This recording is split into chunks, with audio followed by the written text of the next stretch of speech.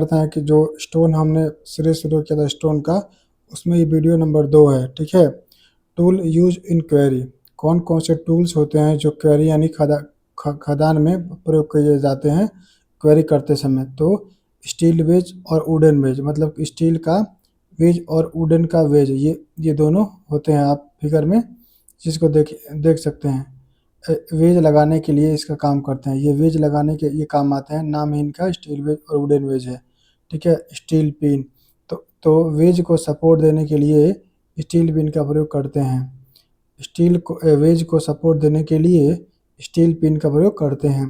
Crowbar की हम बात करें तो पत्थर को उठाने और हिलाने के लिए क्रोबार का प्रयोग करते हैं। चीजल, तो पत्थर को काटने व आकार देने के लिए चीजल का प्रयोग करा जाता है। हैमर, तो स्लेज हैमर, स्कैबिंग हैमर और स्पेलिंग हैमर, ये 3 प्रकार का हैमर होता है। और इन हैमरों का प्रयोग जैसे कि बड़े बड़े जब जब खदान में बड़े बड़े जो पत्थर होते हैं उनको छोटे छोटे पत्थरों को तोड़ने के लिए हैमर का प्रयोग की जाती है। ठीक है, अगला है क्रास क्रास सा कट क्रॉक कट सा। तो ये रफ वर्क में इसका प्रयोग करी जाती है। फॉर कटिंग हार्ड रॉक, और हार्ड रॉक को कट करने में इसका प्रयोग करी जाती है।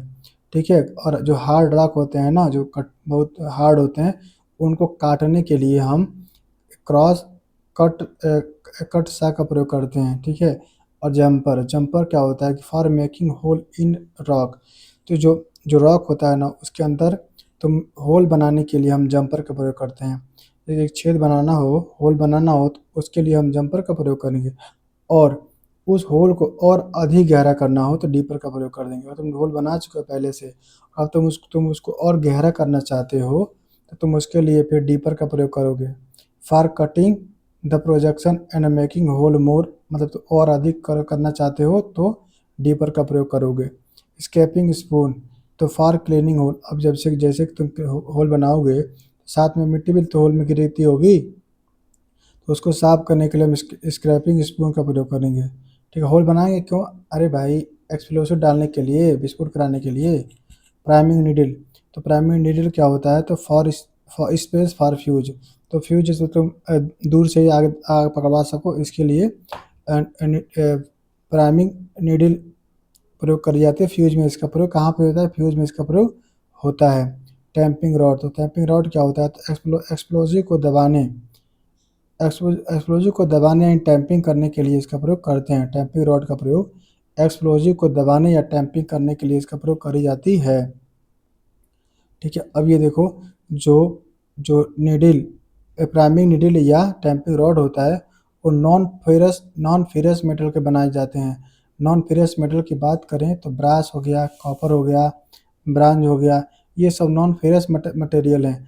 और इनका प्रयोग करते हैं ताकि ये आग ना लगे, आग से बचना होता है। मान लो तुम फेरस का बना दोगे ना, फेरस तो उसमें आग लगने की संभावना ज़्यादा होती है, लेकिन नॉन फेरस में आग लगने की संभावना कम होती है। इसीलिए हम इन सबको नॉन फेरस मेटल से बनाते हैं। ठीक है दोस्तों, ये हो गया। अब देखिए कि कई कई तरीके का हम एक्सप्लोजिव यूज करते हैं।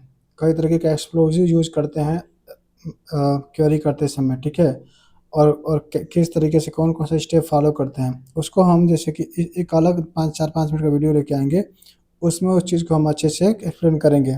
ठीक है, इस पीडीएफ में वो चीज़ें नहीं है तो हम क्या करेंगे, उसको स्किप करते हैं। एक्सप्लोजिव वगैरह का एग्जाम में क्या करता है कभी कभी कि एक्सप्लोजिव का क्वेश्चन देकर के आपसे कुछ उसके कंपोजिशन वगैरह के बारे में पूछ लेता है। तो मैं इसी प्लेलिस्ट में एक छोटा सा वीडियो डाल दूंगा उस चीज़ का, तो आप देख सकते हैं। ठीक है, तो हम इसके आगे देखते हैं चीज़ें क्या हैं। तो मेथड ऑफ ड्रेसिंग, अब आता है मेथड ऑफ ड्रेसिंग। तो जैसे जो पत्थर निकला होगा, रॉक निकला होगा, तो आज साइड में गंदगी होगी, छोटे छोटे नुकीला हिस्सा निकला होगा। ठीक है, उन्हीं चीज़ को सही करना ड्रेसिंग कहलाता है। तो डेफिनेशन देख लो। तो बात करें तो स्टोन की सरफेस को उपयोग के अनुसार आवश्यक शेप, साइज, अपीयरेंस तथा स्मूथनेस प्रदान करने की प्रक्रिया को ड्रेसिंग ऑफ स्टोन कहते हैं। Type of dressing of stone की बात करें तो देखो, ड्रेसिंग कितने तरीके का होता है। तो ये देखो, axe finished dressing, boasted drove finishing, tool finishing, finish, reticulate finish, vermiculate finish, इसे वार्म ईट फिनिश बोलते हैं क्योंकि कीड़ा खाया होता है वैसे दिखता है ये। ड्रैग और comb finish, plane finish, circular finish और पॉलिश्ड फिनिश। ये 9 हमने दिया नाम, और मैं एक एक को करके बच्चे सबको फिगर सही दिखाऊंगा, एकदम रियल फिगर और स्केच फिगर दोनों के साथ साथ में। अब ये देखिए, एक्स एक्स फिगर, ये फिगर ये बना दिया ताकि आपके दिमाग में नाम बैठ जाएगा। ये एक विजुअलाइजेशन के लिए इसका नाम एक्स है ना, इसलिए इस फिगर का उपयोग कठोर चट्टानों जैसे ग्रेनाइट पर किया जाता है। कठोर जो चट्टान होता है ना, उस पर इसका प्रयोग करते हैं, जैसे ग्रेनाइट हो गया। इसमें कुल्हाड़ी द्वारा पत्थर की कटाई छटाई ड्रेसिंग की जाती है। इससे सतह अपेक्षाकृत रफ रहती है। ठीक है, तो जो देख रहे हो ये सरफेस रफ है, ठीक है। और ये रियल फिगर आप देख लो, इसमें कुल्हाड़ी का प्रयोग करते हैं और इसका सरफेस रफ रह जाता है। अगला है बॉस्टेड या ड्रूप्ड फिनिश्ड। बॉस्टेड या ड्रूप्ड फिनिश, तो ये क्या होता है, इस फिनिश में स्टोन की सरफेस पर डिसकंटिन्यूअस पैरेलल लाइन, देखो पैरेलल तो है, ऐसे पैरेलल तो है एक दूसरे के, लेकिन बीच बीच में कटा हुआ है, देख पा रहे हो बीच बीच में कटा हुआ है। तो parallel line discontinuous parallel line बनाई जाती है। पैरेलल तो होगी ऐसे, लेकिन बीच बीच में देखो कटी हुई है, देख रहे हो, रेखाएं एक दूसरे से अलग अलग ब्रोकन होती हैं, ये भी देख लो। यह सजावटी जैसे डेकोरेटिव फिनिश फिनिश मानी जाती है। देख सुंदर लग रहा है ना, डिजाइन लग रहा है ना, तो ये डेकोरेटिंग फिनिश भी मानी जाती है। और ये आपका रियल फिगर इस चीज़ का है, आप देख पाओगे, ठीक है। अगला है अगला है टूल्ड फिनिश। क्या है टूल्ड फिनिश, इस फिनिश में स्टोन की सरफेस पर कंटिन्यूअस पैरेलल लाइन बनाई जाती है। ये रेखाएं हॉरिजॉन्टल, वर्टिकल या इंक्लाइंड हो सकती है। इस पे क्या करते हैं कि कंटिन्यू, अब वो था, वो तो पार्लर वो भी था, लेकिन उसमें बीच बीच में कटा था, लेकिन अब बीच में कटा नहीं रहने वाला। टूल्स वाले में बीच में भी कटा नहीं रहेगा, ये सीधा पूरा पैरेलल चला जाएगा। देखो ये पूरा पैरेलल हुआ ना, सीधे सीधे, कहीं बीच में कटा नहीं है। तो ये तीन हम कई तरीके बना सकते हैं, हॉरिजॉन्टल बना सकते हैं, वर्टिकल बना सकते हैं, इंक्लाइंड बना सकते हैं, ठीक है। सरफेस अधिक समान, यूनिफॉर्म एवं आकर्षक दिखाई देता है, ठीक है। रियल फिगर, ये देखो ये हो गया आपका सरफेस पैटर्न हमने दिखा दिया। ये आपका रियल फिगर भी देखना है तो आप यहाँ पे रियल फिगर देख सकते हो। अगला है रेटिकुलेटेड फिनिश। क्या है रेटिकुलेटेड फिनिश, इस फिनिश में स्टोन की सरफेस पर अनियमित इरेगुलर नेट मतलब जाली के जैसे पैटर्न बन जाता है। यह सरफेस को डिकोरेटिव एवं आकर्षक बनाता है। मुख्यतः बाहरी आर्किटेक्चरल कार्यों में प्रयोग करी जाती है। तो देखो कितना सुंदर लग रहा है, सामने से देखोगे तो डेकोरेटिव भी लग रहा है, नहीं लग रहा है प्यारा सा।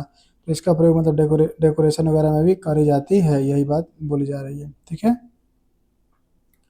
अब हम बात करें इसके आगे, तो अगला है वर्मिकुलेटेड फिनिश। क्या है वर्मिकुलेटेड फिनिश। तो वर्मिकुलेटेड फिनिश की बात करें, इस फिनिश में स्टोन की सरफेस पर कीड़ों द्वारा खाई हुई वर्म ईटन जैसे आकृति बनाई जाती है। इसमें अनियमित घुमावदार इरेगुलर ग्रूव्ड बनती है। इसका उपयोग मुख्यतः डेकोरेटिव वर्क में किया जाता है। इसका प्रयोग डेकोरेटिव में किया जाता है, देखो ये भी सुंदर लग रहा है ना। इसका भी प्रयोग डेकोरेटिव में करते हैं। ये रहा आपका रियल फिगर, ये रहा आपका स्केच, ठीक है। जैसे कि ये फिगर बना दिया हूँ ताकि दिमाग में आपके फिट हो जाएगा। वार्म इटन जैसा इरेगुलर पैटर्न बनता है, भाई नाम में ही तो वार्म है ना, तो इसी इन्हीं भाई सब को इसका नाम ही रखा गया वार्म इट फिनिश, ठीक है। अगला क्या है ड्रैग्ड या कॉम्ड फिनिश। ड्रैग्ड या कॉम्ड फिनिश मतलब कंघी, हम लोग कंघी करते हैं ना, वो वाला फिनिश। तो इस फिनिश में स्टोन की सरफेस पर कॉम्ब जैसे निशान पड़ जाते हैं। इसमें समान दिशा में कई पैरेलल ग्रुव बनते हैं, समान दिशा में कई पैरेलल ग्रुव बनते हैं। यह सरफेस को आकर्षण एवं हल्की रफ अपीयरेंस प्रदान करता है। ये आप देख सकते हो, ये हमने कंघी बना दिया, नाम याद रहेगा। और ये कॉम्ब कंघी के समान पैरेलल ग्रुव आप देख पा रहे होगे। अगला है प्लेन फिनिश।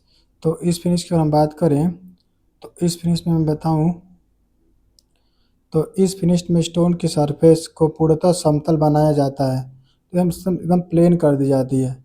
इसका उपयोग वहाँ किया जाता है जहाँ फ्लैट सरफेस की आवश्यकता होती है। इसमें कोई भी डिजाइनिंग, कोई पैरेलल लाइन, कोई नहीं किया जाता, बल्कि सीधे प्लेन कर दी जाती है। जैसे कि आप देख पा रहे हो, सीधे प्लेन कर दी जाती है। यह सबसे सामान्य एवं उपयोगी फिनिश मानी जाती है। तो इसमें कुछ कर ही नहीं रहे हो ना, बस तो क्या करो एकदम इसी तरह प्लेन कर दो, इसको काट दो, प्लेन कर दो, कोई डिजाइनिंग कोई मेहनत नहीं करना पड़ रहा है। तो ये सामान्य और बहुत उपयोग वाली फिनिश, ज़्यादा उपयोग वाली फिनिश मानी जाती है, ये वाली प्लेन फिनिश, नाम ही इसका प्लेन फिनिश है। ठीक है, अगला है रेटिकुलर रेटिकुलर फिनिश। ठीक है, इसका देखो, सर माफ करना, सर्कुलर सर्कुलर फिनिश क्या है, सर्कुलर फिनिश। इस फिनिश द्वारा स्टोन को सर्कुलर शेप प्रदान की जाती है। तो देखो ये रहा फिगर, हमने स्टोन को क्या किया कि सर्कुलर शेप में बना दिया। इसका उपयोग मुख्यतः कॉलम बनाने में किया जाता है। क्या कॉलम बनाने में किया जाता है? यह सजावटी, डेकोरेटिव एवं आर्किटेक्चरल कार्यों के लिए उपयोग होता है। ये आप फिगर आप देख लो, फिगर हमने लगा दिया, चीज़ें दिमाग में फिट हो जाएंगी। ये चीज़ें आप देख लो, ये रहा कॉलम। तो कॉलम या पिलर में सर्कुलर फिनिश दी जाती है जो देखने में आकर्षक एवं मजबूत होते हैं। इसमें कुल्हाड़ी और एक्स और पॉइंट चीजल का इसमें यूज करी जाती है इस वाले में। नौवां और हमारे हिसाब से लास्ट फिनिश कौन होता है? तो यह पॉलिश फिनिश। पॉलिश फिनिश, इस फिनिश में स्टोन की सरफेस सरफेस को पॉलिश किया जाता है। इससे सरफेस स्मूथ, शाइनी एवं अट्रैक्टिव हो जाती है। मार्बल तथा ग्रेनाइट की सरफेस पर सबसे अच्छी पॉलिश प्राप्त होती है। तो ये याद रखना कि मार्बल और जो ग्रेनाइट होती है उसके सरफेस पर बहुत अच्छी सी पॉलिश निकल के आती है। ठीक है, ये रहा मार्बल, आप देख लो, ये रहा ग्रेनाइट, देख रहे हो कितना चमक रहा है, अच्छे से पॉलिश कर दी गई है। ठीक है, टूल्स यूज फॉर पॉलिश्ड। ठीक है, तो रबिंग रबिंग स्टोन यूज करते हैं, एमरी स्टोन यूज करते हैं, सैंड पेपर यूज करते हैं और पॉलिशिंग पाउडर। ठीक है, पॉलिश फिनिश में स्टोन की आकर्षण दर्पण की सतह चमकदार मिरर लाइक हो जाती है। देख रहे हो ये देख पा रहे हो, ये देख रहे हो कैसे हो गई एकदम दर्पण जैसे तुम देख पाओगे ऐसे। अब हम बात करते हैं मेथड ऑफ क्रशिंग। तो क्रशिंग क्रशर की सहायता से करी जाती है। जैसे कि मुख्यतः ये 4 प्रकार के हम यहाँ पर बात करेंगे, जा क्रशर, रोलिंग मिल और हैमर मिल, साथ में बाल मिल। ठीक है, तो अब अभी हम बाद में इसके बात करेंगे, पहले ये भी स्क्रीनिंग भी देख लो, स्क्रीनिंग क्या होता है।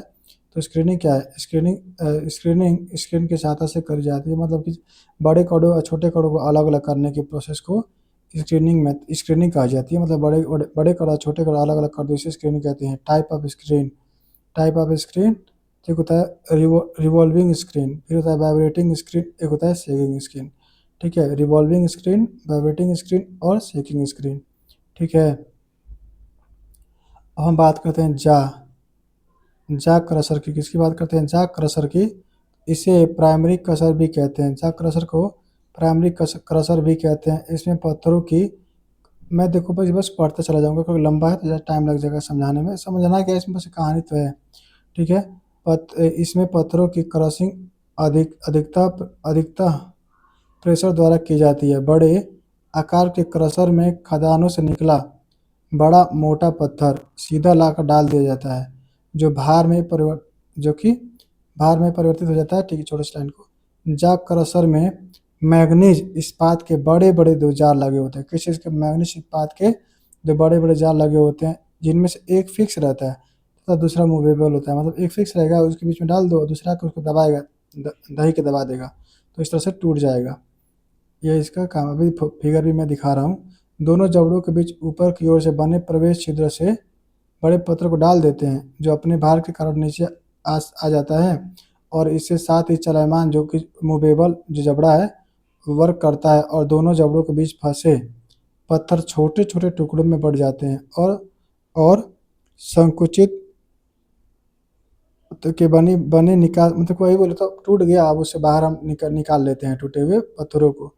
ठीक है, यह क्रशर बड़े आकार के पत्थरों को तोड़ने में काम की बात है। इस मशीन का संचालन हाथ द्वारा भी संभव है, अतः ये पहले अधिक प्रचलित था। जैसे बड़े बड़े आकार जो पत्थर है, बताया हूँ कि जो खदान से लेके आ जाती उसको इसमें डायरेक्ट डाल दी जाती है। कार्य विधि, पत्थर प्रवेश छिद्र से डाले जाते हैं अपने बार। हमने देख लिया ना, इसी चीज़ को दोबारा यहाँ पे है। अगला है रोल क्रशर। क्या है? Roll crusher. तो रोलर रोलर रोलर वाले हमारे मुख्यतः खोखले अथवा सतहदार होते हैं। रोलर जो मुख्यतः खोखले और सतहदार होते हैं, जिनका वजन अधिक अधिक होता है। इसके ऊपर बने वही इंट्री होल से प्रवेश छिद्र से बड़े बड़े पत्थरों को डाला जाता है, जो दोनों के बीच में फंसकर छोटे छोटे टुकड़ों में टूट जाते हैं। सतहदार रोलर मतलब सतह उसका प्लेन है। रोलर में समान परिध वाले अथवा दंतेदार होते हैं। ठीक है। अब आगे हम बात करें तो फिगर आपको दिखाऊंगा। फिगर से सारी चीज़ें एकदम क्लियर हो जाएगा। ठीक है। यह भारी पत्थर प्रकार के मटेरियल के लिए संतोषजनक होता है। ठीक है। अब ये देखो, ये एक ये है और एक ये बीच में यहाँ पे डाला जा रहा है, ये टूटता हुआ नीचे चला जा रहा है। यही है अपना रोलर क्रशर। अगला है हैमर मिल। यह है हैमर मिल। ठीक है। तो यह एक इम्पैक्ट मिल है। क्या है? इम्पैक्ट मिल। इसमें आकर ऐसे धक्का मारेगा मारेगा ऊपर से इसको। ठीक है। इसमें सपाट एवं सिलेंडर दोनों ही प्रकार के छोटे छोटे फिक्स हथौड़े होते हैं, जिन पर उनके घुमाव केंद्र की दूरी रहती है। इस घुमाव केंद्र पर धातु लगे होते हैं। ये अब कोई बहुत हिंदी इसमें वर्ड यूज़ किया गया, तो ज़्यादा टेंशन लेने की ज़रूरत नहीं है। बस आप इसके मैं बता रहा हूँ, बस देख लीजिए कैसा वर्क करता है। यहाँ पे क्वेश्चन ज़्यादा बनते नहीं है, बस नाम याद रखना है बस। तो एक बार मैं पढ़ दे रहा हूँ। खोखले के नीचे भाग में छिद्र यानी स्क्रीनिंग प्लेट लगी होती है। ठीक है। फिगर देख लेंगे तो चीज़ एक बार में क्लियर हो जाएगी। मोटा पत्थर यानी बड़ा बड़ा जो पत्थर है, ऊपर के हॉपर से डाल दिया जाता है। हॉपर के ढलान से घूमते हुए भारी पत्थरों की चट्टाने ढुलकते हुए नीचे आ जाती हैं। ठीक है। पत्थर अब केंद्रीय बल के प्रभाव से बिखरते रहते हैं तथा छोटे छोटे आकार में परिवर्तित होकर के स्क्रीनिंग प्लेट के छिद्र से बाहर निकलते रहते हैं। तो ये आप देख लो, ये चीज़ें देख लो। यहाँ से डाल दे रहे हो, ये रहा हैमर, ये घूमता रहता है यहाँ पे ये घूमता रहेगा। ये हॉपर हो गया, ये फिक्स हमारे हथौड़ी हो जाते हैं, यही तोड़ते हैं। और इस तरह से छोटा टूट गया, फिर ये यहाँ से निकाल के लेके चले जाते हैं। ठीक है। अगला है बॉल मिल। बॉल मिल के बारे में भी देख लो। यह महीन क्रश ये देखो, ये महीन क्रशिंग के लिए बॉल मिल का प्रयोग किया जाता है। इस चक्की में इस्पात के टूटे सिलेंडर खोल के भीतर मैग्नीज इस्पात की विभिन्न माप की गोलियां भर जाती है। तो मैं जो कि जिसना कि क्या होगा कि मैग्नीज गोली भर दोगे, साथ में पत्थर भर दोगे और घुमाओगे तो एक दूसरे को टकराएंगे। मैग्नीज है मजबूत क्योंकि है मेटल, तो इसे तोड़ देगा सामने वाले को। यही इसका कंसेप्ट है। तो 50 mm से लेकर के 125 mm की गोलियां भरी रहती हैं। ये चक्की के घूमने पर ऊपर उठती हैं और नीचे गिरती हैं और पत्थर के मोटे टुकड़ों को चोट करती हैं तथा इन्हें महीन टुकड़ों में परिवर्तित कर देती हैं। ठीक है। टूटा हुआ पत्थर चक्की की परिधि में बने निकास छिद्र से बाहर आता है। बाल मिल मुख्यतः मुलायम पत्थरों के लिए अधिक काम आता है। बाल मिल मुख्यतः किसके लिए? मुलायम पत्थरों के लिए अधिक प्रयोग में काम में आता है। अतः पत्थरों को इस चक्की में डालने से पहले अन्य क्रशर में डालकर तोड़ लेना चाहिए, क्योंकि महीन पिसाई करता है। तो पहले तुम बड़ा बड़ा कहीं और तोड़ लो, फिर ला करके इसमें डाल दो, ताकि ये महीन पिसाई नहीं मतलब क्रशिंग कर सके, महीन क्रशिंग कर सके। ये फिगर आप देख सकते हो। ठीक है। यहाँ से आप डालो तो टूटा हुआ पत्थर, बोलो टूटा हुआ पत्थर पहले से तुम तोड़ के लाओ कहीं और से, और भी हमारे पड़े तरीका वहाँ से लाओ तोड़ करके, इसमें डाल दो। ये गोलियाँ 50 mm से लेकर के 125 mm के बीच में, और फिर यहाँ से महीन टुकड़े निकलते हैं बॉल मिल में। ये फिगर आपको हमने बता दिया, जिसको आप पढ़ लीजिएगा। ठीक है। अब हम बात करते हैं test of stone. Test of stone की बात करते हैं। तो पहले हम नाम देख लेते हैं कौन कौन से टेस्ट होता है। ठीक है। टेस्ट ऑफ स्टोन, तो test of stone water absorption test, specific gravity test, abrasion test, impact test, attrition test, crushing strength test, soundness test, durability test, Smith test, Brard test, acid test, crystallization test और freezing and thawing test. ये सारे test हम एक एक करके आगे देखते हुए बढ़ेंगे। ठीक है। तो वाटर एब्जॉर्प्शन टेस्ट पहला देखते हैं। Water absorption test and specific gravity test, ये दोनों टेस्ट हम कर सकते हैं। तो वाटर एब्जॉर्प्शन टेस्ट स्टोन में उपस्थित वर्ड्स की मात्रा ज्ञात करने के लिए किया जाता है, जबकि स्पेसिफिक ग्रेविटी टेस्ट स्टोन के वेट ज्ञात करने के लिए करी जाती है। तो वाटर एब्जॉर्प्शन टेस्ट किसके लिए करी जाती है? तो हम खाली स्थान यानी वर्ड्स ज्ञात करने के लिए करते हैं। वहीं स्पेसिफिक ग्रेविटी हम उसका वेट ज्ञात करने के लिए करते हैं। ये बात हमको याद रखना है। अब टेस्ट कैसे करिए तो देख लो। इसमें क्या करेंगे कि पहले हम ओवन ड्राई स्टोन सैंपल लेते हैं। ड्राई कर लो तो कुछ नमी में होगा, उसको सुखा लो। ओवन ड्राई स्टोन सैंपल लेते हैं तथा उसका भार ज्ञात कर लेते हैं। तुम क्या करो, भार ज्ञात कर लो। लेते आते भार ज्ञात करो। W1 निकाल लिए, क्या W1 निकाल लिए, उसको नोट करके रख लो W1। स्टोन को पानी में भरे जार में 24 घंटा डाल दो। अब तुम क्या करो कि जो ओवन ड्राई वाला है तो W1 हो गया। अब तुम उसको क्या करो, किसी पानी में ये डाल दिए, ठीक, पानी में डाल दिए 24 घंटा के लिए, ठीक है। उसके बाद उसे बाहर निकालो। उसके बाद बाहर निकाल करके अब सरफेस वाटर सूख जाए। अब वेट करो ताकि सरफेस का जो वाटर सूख जाए। अब उसका तुम वेट W2 करो, फिर वेट कर लो। अब जब वेट आएगा उसका W2 लिख लो। अब इस तरह से हमारे पास दो दो वेट आ गया। एक पहले जो ओवन ड्राई वाला वेट था W1, और अब एक पानी के बाद निकालने के बाद W2। अब इन दोनों को तुम माइनस, अब देख लो प्रोसीजर देखो। तो ये आप फार्मूला याद रखो, क्योंकि MCQ में प्रोसेस पूछेगा नहीं। तो W2 माइनस W1 अपान W1 इंटू 100।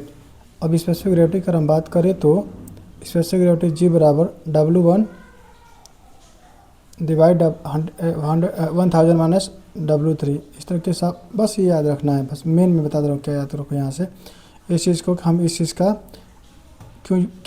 किस लिए करते हैं तो वर्ड्स ज्ञात करने के लिए इसका प्रयोग हम करते हैं, और साथ में वेट ज्ञात करने के लिए यानी स्पेसिफिक ग्रेविटी ज्ञात करने के लिए इसका प्रयोग करते हैं, ठीक है। सबसे मेन पॉइंट ये वाला है, इंपॉर्टेंट पॉइंट इस चीज़ को याद रखने वाली बात है कि सामान्यतः स्टोन की स्पेसिफिक ग्रेविटी 2.6 से लेकर के 2.9 तक होती है। 2.6 से 2.9 तक होती है। गुड बिल्डिंग स्टोन के लिए वाटर एब्जॉर्प्शन यानी जल अवशोषण क्षमता उसके ड्राई वेट के 5% से अधिक नहीं होना चाहिए। कहीं कहीं 6 भी देखने को मिलेगा आपको। तो 5% से अधिक नहीं होना चाहिए। अगर ऐसा होता है तो उसको हम मानेंगे कि वो अच्छा स्टोन नहीं है। अब आगे हम देखेंगे अगले वीडियो में अब्रेशन टेस्ट। अगले वीडियो हम देखेंगे अब्रेशन टेस्ट, ठीक है।